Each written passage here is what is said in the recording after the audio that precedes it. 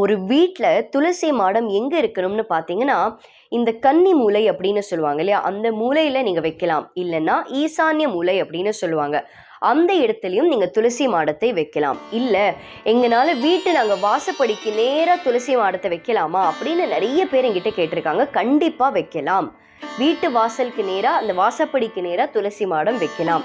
இல்லை கொல்லப்புறத்தில் தான் வைக்கணுமா அப்படின்னா கொல்லப்புறத்துலேயே நீங்கள் தாராளமாக துளசி மாடத்தை வைக்கலாம். இப்போது இந்த துளசி மாடத்தை எங்கே வச்சோன்னா விசேஷம் அப்படின்றத நீங்கள் கண்டிப்பாக உங்களுக்கு ஒரு கேள்வி இருக்கும் இல்லையா?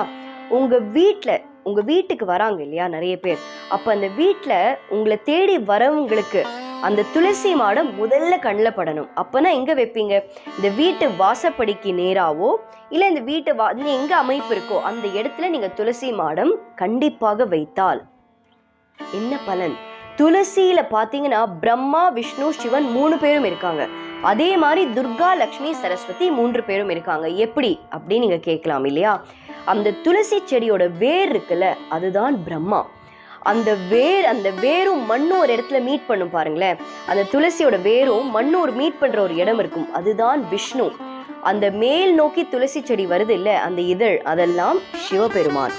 இப்போ இந்த துளசி செடியை எப்படி வழிபடணும் அப்படின்னா, நான் சொன்ன மாதிரி இந்த மண்ணும் வேரும் அந்த மீட் பண்ற இடம், அதாவது விஷ்ணு பகவான் இருக்கிற இடம் அப்படின்னு சொன்னேன் இல்லையா, அந்த இடத்துல முதல்ல மஞ்சள் குங்குமம் 2த்தையும் வச்சு தினம் இதை பண்ணுங்க. இது நான் சொல்றது தினம் பண்ணின்னு வந்தீங்கன்னா உங்க வீட்டுல செல்வம் பெருகிறதையும் உங்க வீட்டுல எல்லாரும் நிம்மதியோட இருக்கிறதையும் நீங்க கண்ணால பாப்பீங்க, உணர்வீங்க. அது சத்தியமான ஒரு விஷயம். நீங்க ஒரே ஒரு விளக்கு, இந்த விளக்கு வச்சுட்டு விளக்கு ஏத்தினதுக்கு அப்புறம் ஊதுபத்தி ஏத்தி அந்த துளசிக்கு நீங்க காமிங்க. அந்த தீப தூப ஆராதனை அப்படின்னு கண்டிப்பாக நீங்க துளசிக்கு மரியாதையோட பண்ணணும். நீங்க அந்த துளசி மாடத்தை எப்படி வைக்கணும்னா, அதை சுத்தி வர மாதிரி, அதை பிரதட்சிணம் வர மாதிரி நீங்க துளசி மாடம் வச்சீங்கன்னா ரொம்ப ரொம்ப விசேஷம்.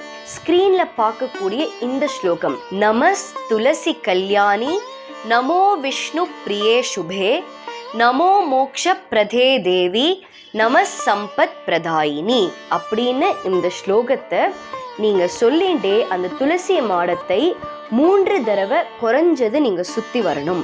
மகாலட்சுமின்றவ செல்வத்தை மட்டும் கிடையாது, நிம்மதியை தருபவள்.